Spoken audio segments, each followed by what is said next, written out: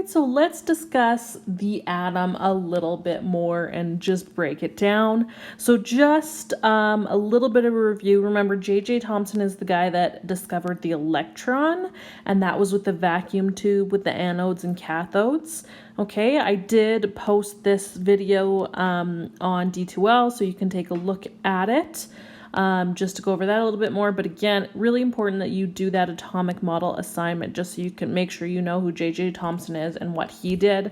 Another really important experiment was Rutherford's gold foil experiment. So remember, he's basically the one who figured out that the nucleus is just a small thing dense thing in the middle of the atom, and then the electrons are really small and actually floating around it, and so there's a lot of this empty space. Remember, he figured this out by shooting alpha particles at a thin piece of gold foil. The majority of the alpha rays just went straight through, and then some of them were deflected this way. But again, just a few of them. Most of them just went straight through, and then some of them just turned right back around. And of course, those are the ones that went closest to the nucleus, right for the nucleus, because of course, alpha particles are positively charged. So they're going to be repelled by the nucleus because it's, of course, a positive charge. Okay, so that's what the gold foil experiment did.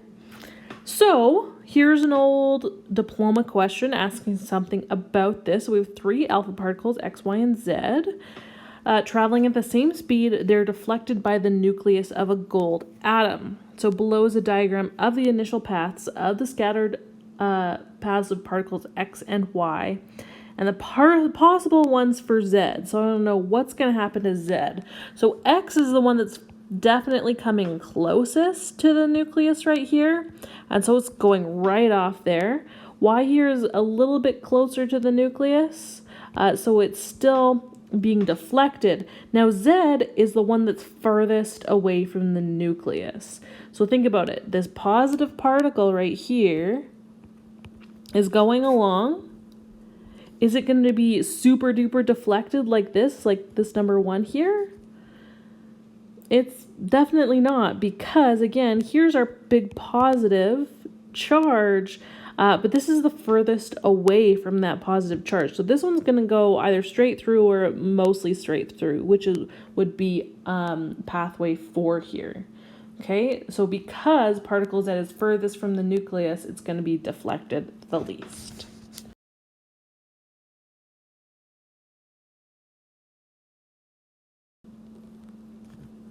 All right, another question that's an old diploma question. So I have these 2 paths here. The 2 following diagrams show the paths of the identical alpha particles that are scattered by 2 different nuclei. So they're both coming pretty close, about the same distance away, but this first one isn't deflecting nearly as much as this one, where it's going really just getting away, as far away from that nucleus as possible, as quickly as possible. So what can we assume about particle 1 or nucleus 1 versus nucleus 2? So we want to say the blank of nucleus 2 is greater than the blank of nucleus 1. So size, well, the size wouldn't really affect it because, again, they're coming at the same distance away. So really, it's not like it's running into the nucleus. So therefore, size doesn't matter in this situation. Would mass matter? No, not really. Would charge matter? Yeah, because of course, this guy's going to be deflected more because nucleus 2 is probably going to have a bigger what? Charge. That's what's deflecting these alpha particles in the first place, is the fact that they are positive and so is the nucleus. So obviously, we're going for option C. So the charge of nucleus 2 is greater than the charge of nucleus 1. There we go. So that is what's going on in Rutherford's gold foil experiment, which is really important because, again, he just figured out that the nucleus is just small and dense in the center and isn't taking up much of the actual atom space. So what's taking up the space in the atom is the electron in its weird, well, definitely not orbitals anymore. We call them quantum clouds at this point, but even that doesn't make a lot of sense. But the electron that's taking up all this space is what's taking up most space of the atom, and then of course the nucleus is just really, really small and dense right in the middle. So now we're going to move on to the Bohr model of the atom, which I know is probably one that you already know a good deal about because of former science courses. But let's just make sure that we are all on the same page, because this one we're actually going to dig our heels into and spend a little bit more time on. So here's a few of the questions that Bohr tried to answer when he was studying the atom. So first of all, how do we account for repetition of chemical properties in the periodic table? So we all know group 1 is really volatile, really reactive. Why? Why are all these ones that like line up in this way, even though they're very different, why do they all kind of react the same way? Why do excited gases produce light of only certain values? If you excite a hydrogen atom, gives off like this purpley color. If you excite I'm trying to think, an argon atom, I'm pretty sure it gives off like a bluish color. So if you excite different gases, they give off different colors. So why is that? And then of course the biggest thing is, why don't atoms collapse? Like, doesn't actually make sense that they don't collapse, because first of all, the nucleus wants to rip itself apart because it's a bunch of positive charges, like really, really tight. And then how are the electrons not immediately attracted to the positives, and why aren't they just like going right to them and sticking there? So this is what Bohr was trying to answer. So what he did is he kind of took the planetary model of planets going around the sun and said, okay, well, what if electrons did this? What if they are like in their fixed orbits around the nucleus? So just like we don't run right into the sun because we have enough tangential velocity to keep us going around in a circle, maybe electrons do the same thing. Okay? So he said that they exist in orbits, they occupy certain level based on the amount of energy that they have, which I'm sure you guys already know about.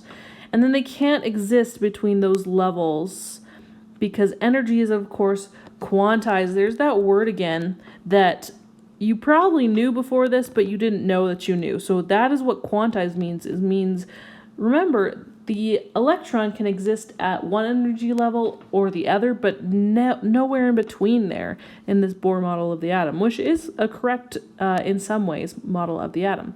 And then he expanded this planetary model to say, well, unlike planets, electrons can actually jump to different orbits. They can make energy transitions, and that's what's going to either give off light or take in some sort of energy. So this transition of the electrons, what's happening? So if they absorb energy, they move to a higher level, right? They get closer to being free from that atom.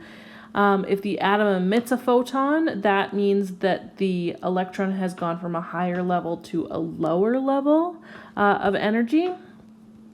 And that energy of the photon is exactly equal to the difference in the energy level. So that is what's happening when an atom has an electron that's switching its energy levels. It's either absorbing a photon or giving off a photon, which is pretty awesome. And that is exactly why hydrogen is going to give off a certain color, because when its electrons jump down energy levels, it corresponds to a certain type of energy, which will have a certain type of photon or certain color of photon. Okay, so here's our atom right here. Nope, not our atom. So here's our nucleus right here, and then of course all the different energy levels. And I know most of you in your science courses probably only went over the first three. There is an infinite amount of energy levels actually, but the last after you get through like the first few, they're just so close together they might as well be the same thing. So here's some of the strengths of the Bohr model, because there are some things that are definitely correct about the Bohr model, but you have to know it's not a complete model. This is the one that so many people still use as the model of the atom, and it's false. Like, this is not actually how the electrons are traveling around a nucleus. They're not just in these perfect, nice little levels here in these nice little orbits. Like, they don't do that. But that doesn't mean we need to throw out this model, because there's some really, really good things about it, and there's some things that are actually happening or tell us more about what's actually happening in an atom. So the chemical properties of an atom depend on the number of electrons in the outer energy level. These are called valence electrons. You learned all about this in Science 10. So that is really, really important because that actually is telling us about energy levels, which really are a thing. So, of course, you know, the first energy level will hold up to 2 electrons, the second will hold up to 8, the third one will hold up to 8. You can go beyond this. I think the fourth one holds up to 18, but that's not something that we really need to look at right here. So this explains the hydrogen spectra, or really the spectrum of any gas that lets off light when you excite it, because of course you are making electrons jump down energy levels, and that gives off photons. And it explains why they will then give off light, because they're giving off light that is the same frequency or the same energy of the energy that the electron is giving off. But there are a few weaknesses to the Bohr model, a few things that actually don't explain what's happening in an atom. Can't explain spectra of atoms with many electrons. So once you get into some of the different gases that have a lot of electrons in the outer shell, it can't really explain all those. It can only explain the concept of orbits, but not why only certain ones are allowed. So why is it quantized? Bohr can't really tell you that. And it doesn't really explain why each spectral line is split into several lines when put in a magnetic or electric field. And again, this is something, if you're like, what? We're going to get into that a little bit more later. So, but there is a few weaknesses. Oh, there's one more. And it doesn't explain relative intensities of spectral lines. So why are some spectral lines, when it gives off light, a lot brighter than others? So it doesn't tell us that. Okay? But here's the evidence for the Bohr model. The biggest bit of evidence is the atomic spectra. So what is that? That's the spread of colors that gas will give off when you excite it, because it has to do with the electrons jumping down energy levels. Okay, so of course we know a spectrum is that spread of colors, Roy G. Biv. And that is just the spread of radiation by frequency, right? Where red has a smaller frequency and violet light at a higher frequency. Now, every element has its characteristic color when it's made to emit light. How do you make it emit light? You excite it, right? You warm it up, or you put an electric charge through it, and that excites it, and it will emit a certain light. And then we can analyze this using a thing called a spectroscope, and you can excite the atoms, you can excite the hydrogen or argon or helium or whatever, and you look at it through the spectroscope and you see a spectrum, and they look something like this emission lines one. It'll look something like this. Okay, so here's the one for hydrogen. And so the 4 visible lines that it gives off are these 4. So we have a red and a green and a blue and a violet. And then of course when it's just there and you mix those together, it kind of gives off this bluey purplish color. And you're like, where's the red? Well, keep in mind, if red is going with blue, that's also making purple. So just when you excite it, it looks like this purpley color, but then when you look at it through a spectroscope, you see this. You see all the different emission lines, and you see that there's a purple and a blue and a green and a red line making up that kind of purpley color. Okay?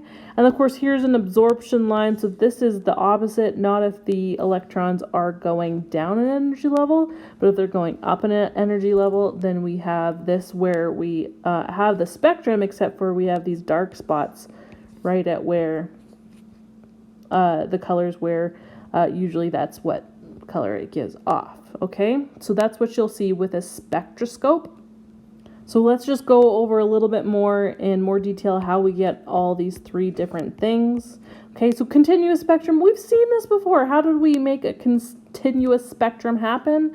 You could spread sunlight using diffraction grating, or a prism, right? You can refract it through a prism. Oh my goodness, do not mix those two up. And that would give us that continuous spectrum where we can see all the rainbow of colors, right? And of course, that's going to happen in air when you have a bunch of atoms crowded together, and then you take something like sunlight that has all the wavelengths of light in it, and then of course you can just have that full-on spectrum, because all the different atoms are going to create the different color bands, so it here appears as that beautiful rainbow. So that's the one you should know most about. The emission spectrum, this is also known as the line spectrum or the bright line spectrum. So remember, this is this one where it's mostly black, but then just has these few bright lines right here of different color. So that is the bright line spectrum. So that's the pattern of distinct lines that correspond to a particular wavelength. And what's special about that wavelength? That wavelength corresponds to a particular frequency, which corresponds to a particular energy, which is the energy given off when electrons go down energy levels. So there you go. You excite a gas, you heat it up, or put a large current passing through it, and it emits that characteristic line spectrum. And then there's that absorption spectrum. That's where it's like the rainbow, but then there's just a few dark lines in there. So it's called the dark line spectrum. And so that's when we have our pattern of dark lines missing from the continuous spectrum. So what's happening there is you have light passing through an excited gas, and then those atoms are going to absorb certain energies, but just certain wavelengths of light, right? Because they have fixed energy levels. And so since they're just absorbing certain wavelengths, then you'll see most of the colors, but those certain wavelengths that are perfect amount of energy for them to absorb, you won't see those colors because they're absorbing that, okay? So, of course, our continuous spectrum, we know how to get that. Our emission spectrum, we take a warm gas or excited gas, we pass it through a prism or diffraction grating to either refract it or diffract it, and we see this emission spectrum. Or we take some light and pass it through cold gas, and then what's going to happen? Well, that cold gas is going to absorb some of the energy from this light. And then, of course, when you refract it or diffract it, then you see the spectrum, and then you see, oh, there's just these certain black lines there, because that is just the perfect amount of energy for this cold gas to absorb to help its electrons go up an energy level or 2 or 3 or 4 or whatever. So let's just spend a little bit of time looking at the hydrogen atom, because it just has the simplest atomic structure. It has 1 proton and 1 electron. You can't get any simpler than that. So its bright line spectra is definitely the simplest, okay? And then it just helps us in its elemental and understanding atomic structure for other elements, right? Because if we can start to understand this one, then we can start to understand others. So we have exactly 4 lines in this visible region with our emission or absorption spectra, okay, which I did tell you about earlier. So these specific wavelengths of light correspond to a very specific amount of energy that a hydrogen electron in a hydrogen atom will either absorb or give off. Right? And it can't absorb or give off any more or less than this. It's, again, quantized in certain quanta. So Bohr calculated energy and radii, of course, radius of allowed hydrogen orbits, which, again, that doesn't actually exist. They don't go in the certain radius, but it's still mathematically really important, and we will get to that in a little bit, why that's happening. So, an electron has something called binding or ionization energy, which is the minimum required energy to remove the electron from its ground state or completely free that electron, okay? It's going to be different for every atom, but for hydrogen, it's 13.6 electron volts or 2.18 times 10 to the negative 18 joules. That is how much energy. That's the exact amount of energy that one electron will need if it's in its ground state to be completely freed from the nucleus of a hydrogen atom, okay? And then it would be free, but it wouldn't have any extra things there, okay? So it's just negative. I'll tell you why it's negative in a minute. So one thing I need you to know is that the orbit number, or the excited state it's in, is something we're going to refer to as n here, okay? So here's my n's along here. Here's n is equal to 1, n is equal to 2. So that's the first excited state, or what we call the ground state, okay? And then n equals 2, n equals 3, then it's getting to different excited states.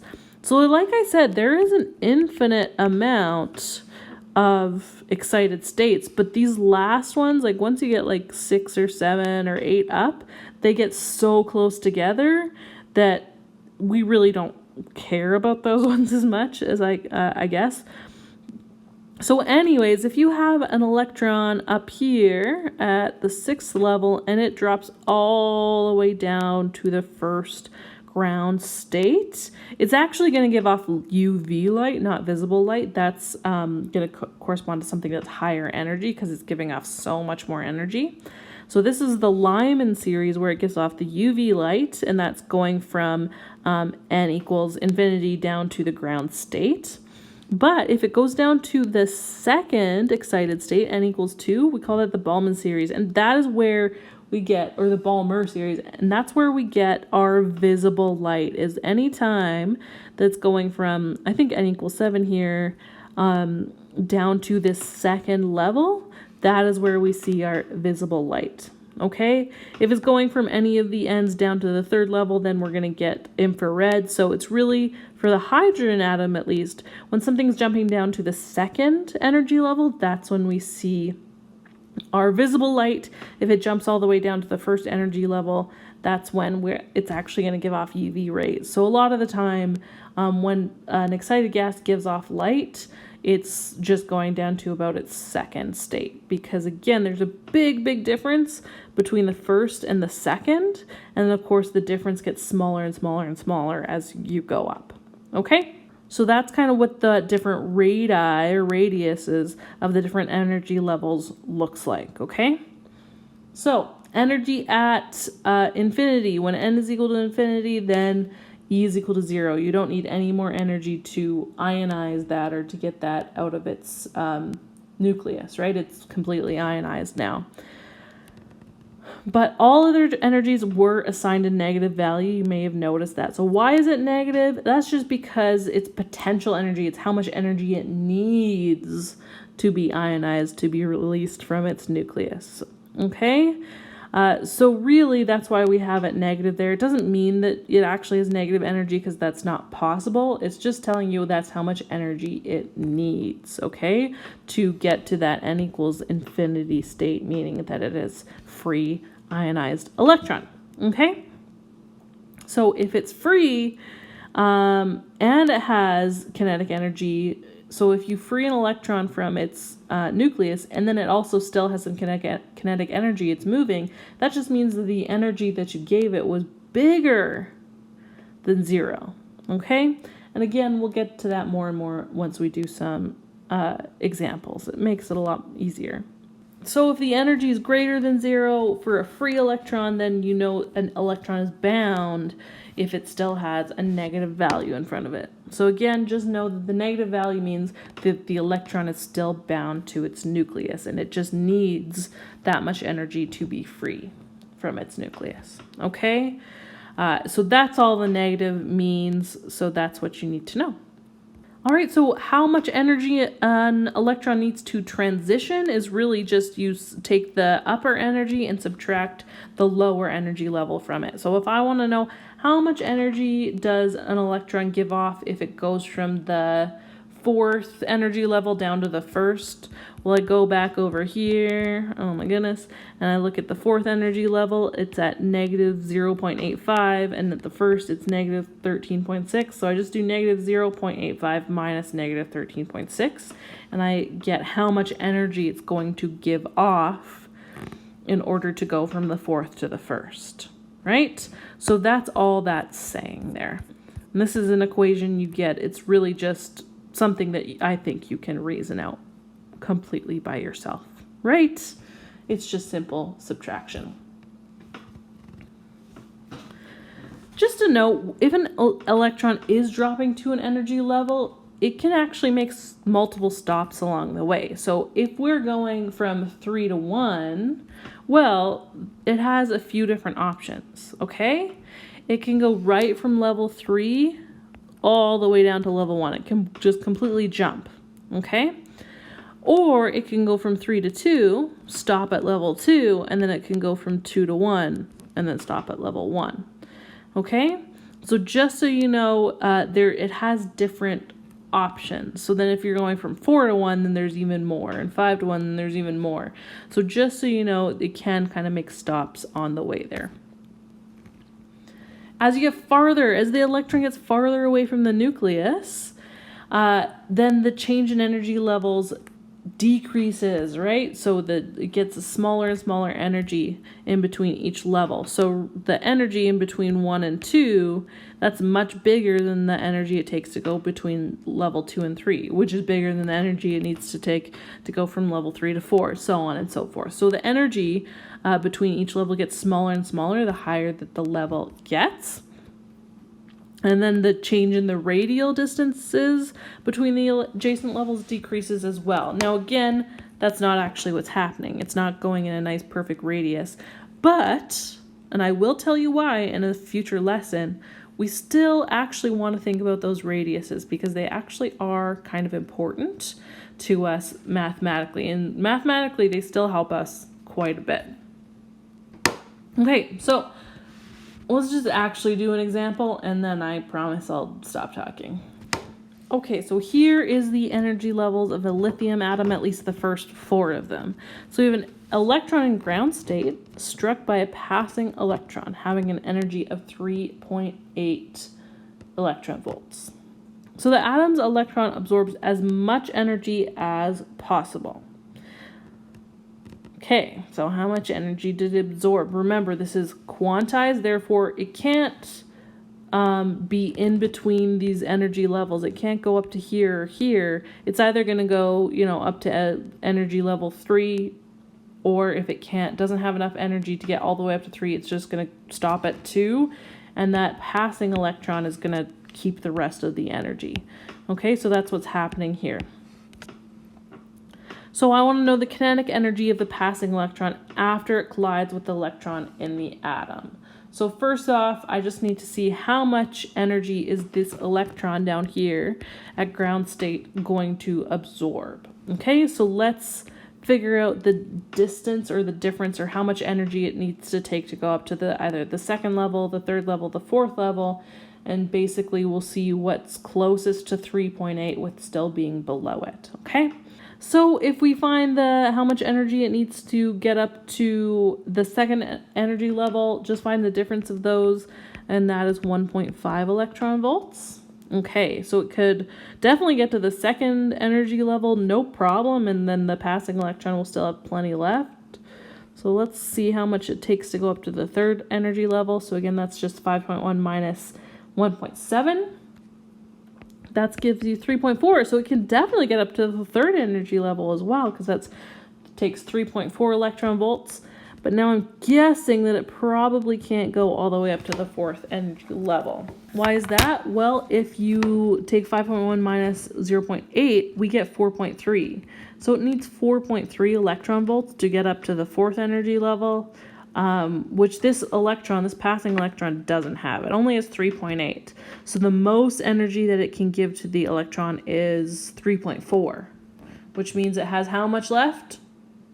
Well, we're going to do 3.8 minus 3.4 because this passing electron has 3.8 electron volts of energy. So it's going to give 3.4 to the electron in ground state, and then it's going to take off with the rest of that kinetic energy. Okay?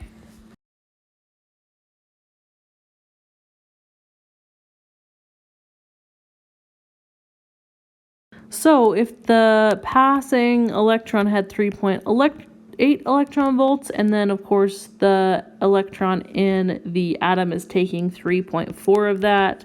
We are left with 0.4 electron volts for the passing electron. So the poor passing electron gave up most of its energy, but it still has 0.4 left. So it's still going to be moving off in the opposite direction.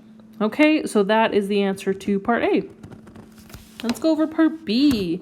We want to know the number of photons that could possibly be produced as the atom's electron returns to ground state. So that's obviously after it goes to its third energy level.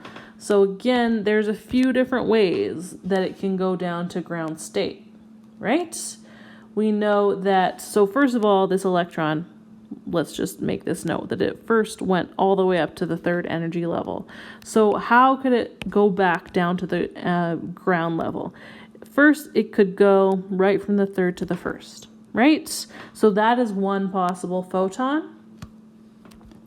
And then it could go from the third to the second, and then the second to the first. So that is two possible photons. So we have one possible photon there, the second one there, and a third one there. Those would be three different distinct photons that could be given off. Obviously, it's not going to give off all three. It's either going to just give off the one photon by going from 3 to 1, or it's going to give off the two photons by going from 3 to 2 and then 2 to 1. Okay?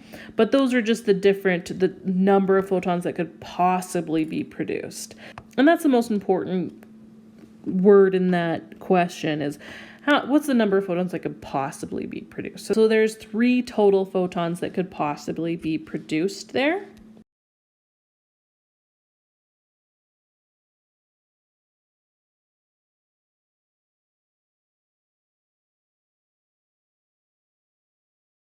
Okay, so again, since those are its 2 options, then that is 3 photons total that it could give off. That it could possibly give off. Okay, let's look at what C says. What is the minimum possible wavelength of light that could be released from the atom? And again, we're guessing it going from 3 down to 1. So I want to know which of these 3 photons is going to have the minimum possible wavelength. Okay, so is this going to have the smallest wavelength? Is number 2 going to have the smallest wavelength? Or is number 3 going to have the smallest wavelength? So that's what we need to know. So remember, wavelength here, we know what wavelength of light is being let off depending on the amount of energy that's being let off, which we do have. We can figure out, going from 3 to 2, how much energy is given off, 2 to 1, how much energy is given off. We know going from 3 to 1, it would give off 3.4 electron volts of energy. So, which is going to give off the minimum possible wavelength? Bigger energy or smaller energy? So we know energy of a photon is equal to hc over lambda, which here we're actually solving for lambda, so that's lambda is equal to hc over E. So how is wavelength and energy proportional? They're inversely proportional. Okay, so we can see here that lambda is proportional to 1 divided by the energy. So if I want lambda to be smaller, we need energy to be larger. Okay, so as the energy increases, we're dividing by a bigger number, so we know that the wavelength will decrease. So what's going to get us the minimum possible wavelength? The highest possible energy. Okay, that's really, really important. So minimum possible wavelength, that's the highest energy jump.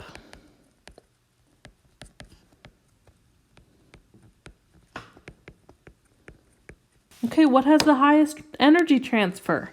Going from n equals 3 to n equals 1, that's definitely going to have the highest energy transfer. So n equals 3 to n equals 1, because that's 3.4 electron volts, but 1.7 to 3.6 isn't as big. 3.6 to 5.1 isn't as big. So we need the highest energy transfer here, and that is 3.4 electron volts. So we know that the smallest wavelength is when our energy is 3.4 electron volts. And of course, we're still just talking about the 3-to-1 transition. When you're going 4-to-1, then the smallest wavelength would be just right from 4-to-1. Okay? So our wavelength will equal to hc. So we have energy in electron volts, so we have to use h in electron volts. So 4.14 times 10 to the negative 15 electron volts seconds. All right, when we calculate that, we get 3.7 times 10 to the negative 7 meters. Okay, so there is the smallest possible wavelength when we are transitioning from n equals 3 to n equals 1. Okay, finally, one more. What portion of the electromagnetic spectrum to which this emitted photon belongs? Let's go back. What was the emitted photon? It has a wavelength of 3.7 times 10 to the negative 7 meters. We're used to looking at photons in terms of nanometers, so let's put it into those terms. So that means that the wavelength is 370 nanometers, right? Because there's 10 to the negative 9 nanometers in a meter. So if we move this back twice, that would give us times 10 to the negative 9. So that's 370 nanometers. What do we know about visible light? The smallest wavelength is 400, and that's violet light. So this is even smaller than violet light. So it's going to have to be UV light, okay?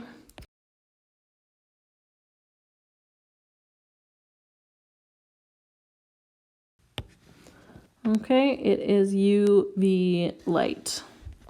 And there we go. So that is all about Bohr and the transition in energy levels. So I know there's a lot to kind of take in there. Some of it you definitely already learned. And even if you don't remember it does come back a lot quicker the second or third time you learn it. So it'll come back to you. Don't worry. After you do a few examples, you'll be like, oh, right, I remember that and that and that. So at this point, the most important thing for you to know is about these transitions of energy levels and actually now looking at the numbers that go along with the transitions of energy levels, and then how that corresponds to them letting off photons. Okay? So again, just do lots of examples and it will start making more sense to you. Good luck.